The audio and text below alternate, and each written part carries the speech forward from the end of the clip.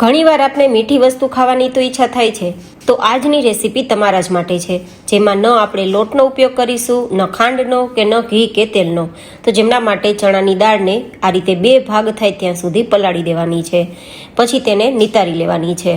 હવે આપણે 1 કપ જેટલી મિશ્રી લેશું અને થોડી એલચી અને તેનો પાવડર તૈયાર કરી લેશું. અહીંયા ખાંડની જગ્યાએ મિશ્રી ગરમીઓમાં ઠંડક આપવાનું કામ કરશે અને હેલ્થ બેનિફિટ્સ પણ આપશે.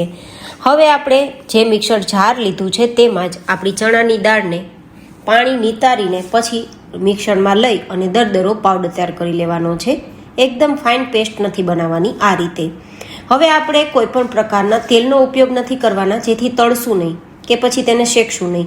તો અહીંયા મેં તવો લીધો છે, તેમાં આ રીતે થેપલી બનાવી લેશું અને પછી તેને આ વચ્ચે હોલ કરી દઈશું, જેથી અંદર સુધી કાચી ના રહે આપણી નાની નાની આ થેપલી કે ટીકી. બંને સાઈડ ગોલ્ડન કલર પર આવે ત્યાં સુધી ધીમા ગેસની ફ્લેમ પર શેકીશું, જેથી અંદર સુધી એકદમ સરસ મજાની આપણી આ થેપલી છે શેકાઈ જાય અને પાવડર એકદમ સરસ દાણેદાર થાય. તો એકદમ સરસ તૈયાર થઈ ગયા બાદ તેને ઠંડી કરીશું. ઠંડી થઈ ગયા બાદ તમે જુઓ ને તો એકદમ સરસ ભૂકો થઈ જાય છે.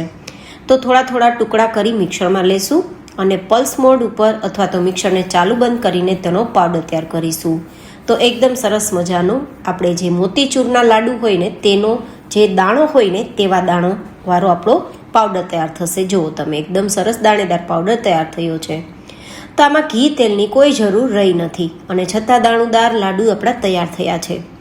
તો હવે આપણે અહીંયા જે મિશ્રી પાવડર તૈયાર કર્યો છે ને તેના ભાગનું આપણે થોડું પાણી મિક્સ કરીશું, મિશ્રી પાવડર કરતાં અડધું, અને 1 તારની ચાસણી તૈયાર કરીશું. અહીંયા હું food colour, orange food colour mix કરું છું, જો કે ઓપ્શનલ છે. આ રીતે જોતાં એક તાર બને છે તો ગેસની ફ્લેમ બંધ કરી દઈશું અને આ બધું જ જે પાવડર છે તેને મિક્સ કરી દઈશું. મિક્સ કર્યા બાદ ગેસની ફ્લેમ બંધ કરીને ચલાવીશું, જેથી બધું જ મિશ્રણ કડક ના થઈ જાય. અહીંયા ઉપરથી પિસ્તાની સ્લાઇસ આપણે મિક્સ કરી દઈશું, જો કે ટોટલી ઓપ્શનલ છે. આ રીતે ભેગું કરી લાડુનો શેપ આપી દઈશું તો એકદમ મોતીચૂર જેવો તેનો લુક આવશે. તો ઉપરથી સિલ્વર વર્ક એન્ડ પિસ્તાથી સજાવીશું. એકદમ સુપર સોફ્ટ એન્ડ દાણેદાર લાડુ તૈયાર છે. આઈ હોપ કે તમને વિડીયો પસંદ આવ્યો હશે. વિડીયો પસંદ આવ્યો હોય તો વિડીયોને લાઇક કરજો, ચેનલને સબસ્ક્રાઈબ કરજો.